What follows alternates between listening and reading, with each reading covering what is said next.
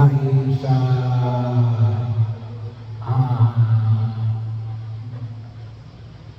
pagiging guilty ni Herodes. Ang nasa isip niya ay si Juan Bautista, si Jesus, na kanyang pinuputan. Kaya bahagi yun, kuminsan pinuputo tayo ng ating mga kahinaan ng kasalanan. Pero bahagi yun, para maintindihan natin yung Ebanghelyo natin ngayon sa araw nito, nakita mo natin na si Herodes, ang tawag na natin dito ay Herod the Tetrarch. Ito yung pumaling kay Herod the Great.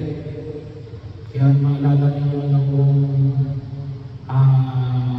Pasko, si King Herod, yung hari yung tatayo ni Herod the Tetrarch, na namatay. Kaya nga nagsabi, bumalik sila yung banal na pamilya sa Israel. Kasi sila ay pumunta sa Egypt kasi namatay na yung hari ni Herod. Yung namatay na yun ay tatay ni King Herod the Tetrarch. Kaya tinawag na the Tetrarch kasi nung namatay si Herod the Great, nahati ang Israel sa tatlong kaharian. Yung isa ay kay King Herod, yung isa ay kay King Philip, at yung isa ay kay King Archelao. So si Philip, kapatid niya, hindi ko lang sigurado si Archelao kung kapatid niya rin. Kapatid niya rin ata. So tatlo nahati, yung tawag ay Herod the Tetrarch, yung ikatlong bahagi ang nasa kanya. Nagkataon na sa Ebanghelyo, kinakasama niya itong si Herodias na asawa ng kanyang kapatid na si Philip. Kaya anong sabi ni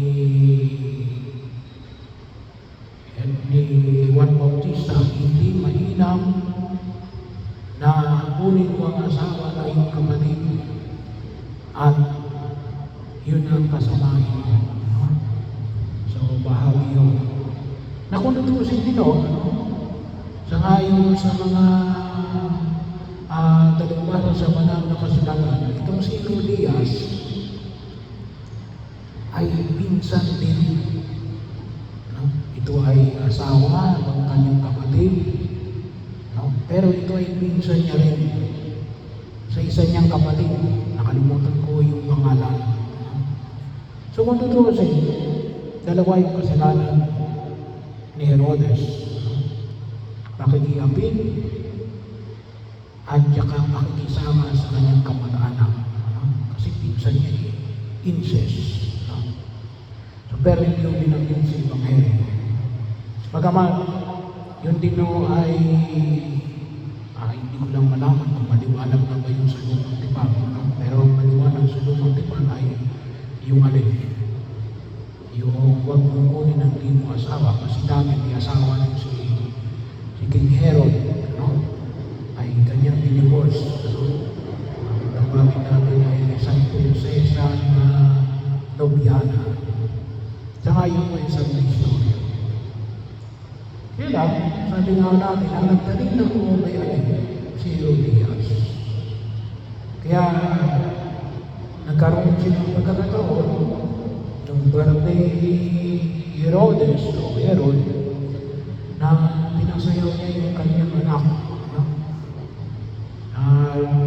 Nagustuhan ni Herod at sinabi anong gusto mong sabi nga nito ay kahit na raw yung kalahati ng kanyang kaharian.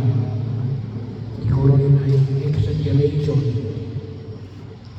na gusto niya yung sayaw noong anak ng kanyang kinakasama na si Herodias na kanya rin pamangkin.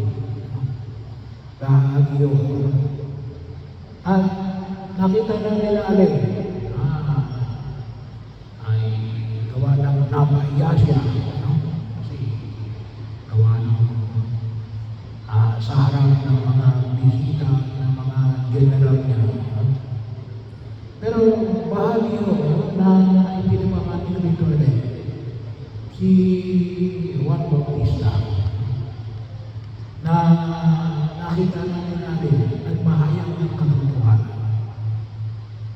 At kung tutusin din, yung ating mga martir ngayon, sina San Pablo Miki, itong si San Pedro Bautista, na sabi nga ko natin, ay nakahapak dito sa Pilipinas. Hindi naman dito, no? Kasi may mga ipinahayag rin na itinatag ng mga parokya sa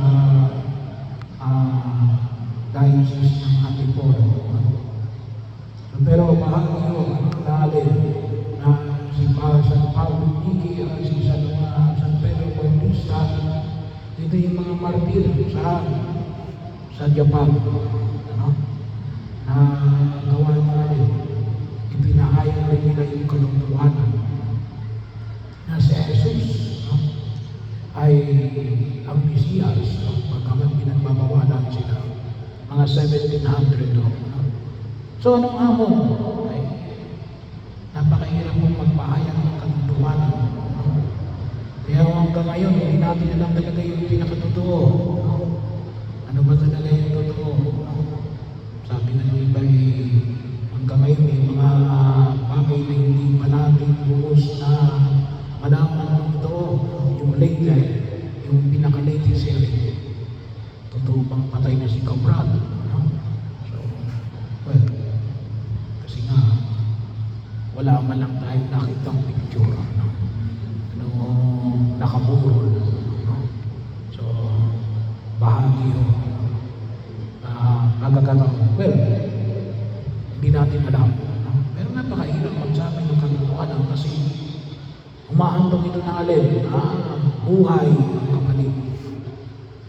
Pero ito po ay kinakailangan natin sanayin, no? Kasi kung minsan, no, at yun ay alin, sana po yun ay nagsisimula sa bawat tahanan, no? Kaya huwag ko kayong magtaka kung bakit na yan ang mga bata, no? Mga bata pa lang sinungaling na, no? Kasi kung minsan bakit hindi nasanay ng mga magulang, no? Kasi bakit kahit na minsan, no, ay ating pinapaburan yung kasinungalingan, huwag lang mapahiya sa ibang tao. Bahagi yun, huwag lang tayo mapahiya, ay pagtatakpan natin ang katotohanan. Bahagi yun. Ay hindi yun, pinagbalik natin ang katotohanan. Paano tayo mahihilom? Paano tayo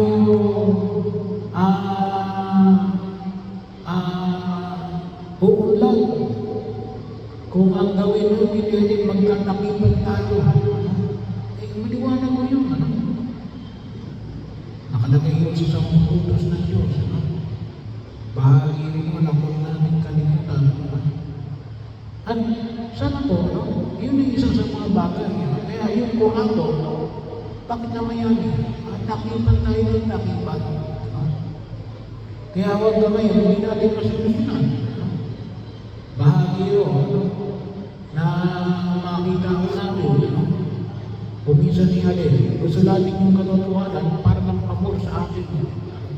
Pag hindi na pabor sa atin, okay na magsinungaling. Ay, hindi yun, no? Bahagi yun yan, no? Yun ay kaakibat pa rin sa 10 utos ng Diyos. So ano yung hamon ay pinabanganin mo sa atin? Sabi ko nga, sanayin namin, kahit na yung mga bata malaman na harapin ang katotohanan, na tutusin niya siyang magpapalaya sa atin, mag-iinom sa atin, no?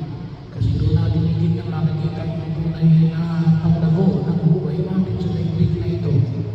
Hindi para ipahiya ang tao, no? Sabihin ko katotohanan kasi kalaban kita. Hindi, no? Sasabihin ko ang katotohanan para itigtas ka. Kasi sa oras na ikaw ay mamayani sa kasinungalingan, ilulubog mo ang iyong sarili. Paano mo mababago ang isang bagay na hindi totoo? Ilulubog ka niya. Kaya kung totoo sa'yo, kaya wala na yung ibabay yung katotohanan nito.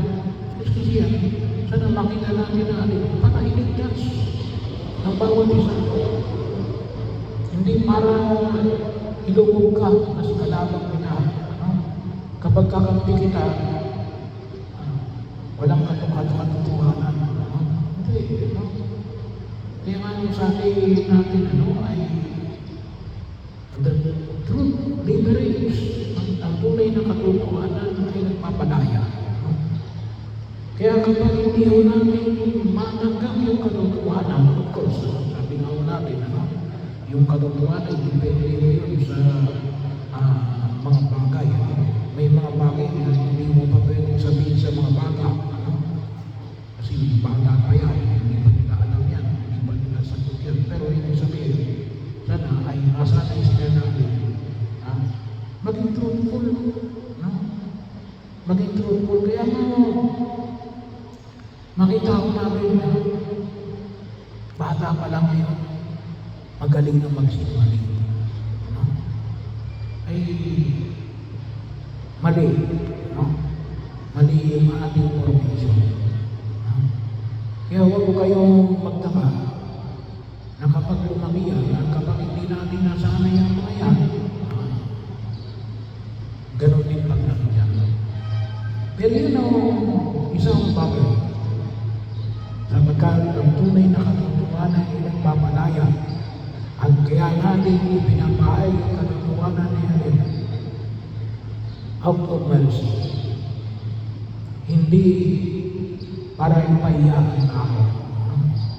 Kasi alam natin, ang tunay na katotohanan ang siyang magbibigay sa atin ng kaayusan, ng liberation, ng pagkalayaan. Kaya bahagi yun na kung saan yung nakita ko natin, bagamat na yung sa daigdig na ito, pag sinabi natin katotohanan ay hindi sa pagka-pinaforce ito kasi makita natin natin, dahil sa nagsabi ka ng totoo, kamatayan. Yun violent na gusto mo yung katotohanan ng manatili. Na kung tusin naman, hindi talaga katotohanan. Kasi naman, talaga naman nakikiapin siya sa kanyang kapatid, sa kapatid ng kanyang asawa.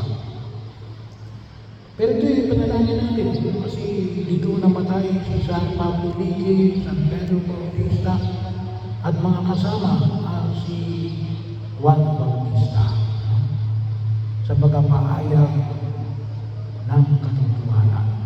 Nawa ay makita namin ang tunay na katotohanan na dulot ng ating Panginoon.